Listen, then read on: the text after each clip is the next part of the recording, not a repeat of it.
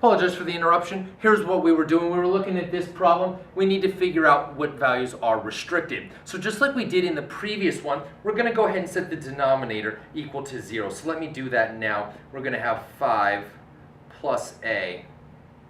That's going to be equal to 0. Go ahead and solve for a. That means subtracting the 5 to the other side. And now check it.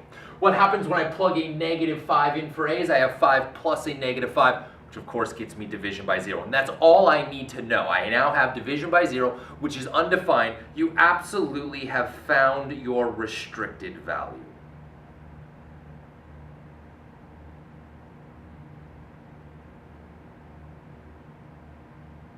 And we got one more here. Let's go ahead and give this one a shot. We're going to do the exact same thing. Negative 3y over 4y minus 1. I need to figure out what my restricted value is, and I can do that by setting the denominator, once again, equal to 0.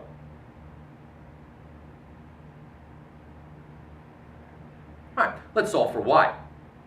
We're going to start by adding the 1 to the other side because it's a minus 1. Add it to both sides.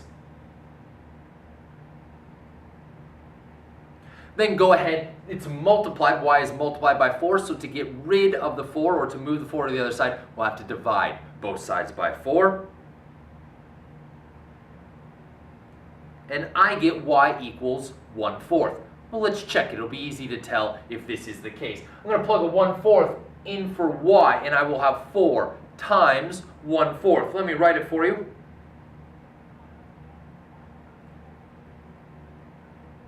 Well, what happens here is when I multiply 4 times 1/4, the 4's will cancel each other out, leaving me with a positive 1, and 1 minus 1 is indeed equal to 0. That means that 1/4 will give me a 0 in the denominator. That is undefined. I can't divide by 0. I have found my restricted value for this problem. Now, what this means is you are allowed to choose any value, any real number that you want to pick for y. Pick your favorite number. It can be anything you want, rational, irrational. It can be an integer, whole number, anything you want. Pick anything you want. It just can't be a positive 1/4 because that is what gives you division by 0.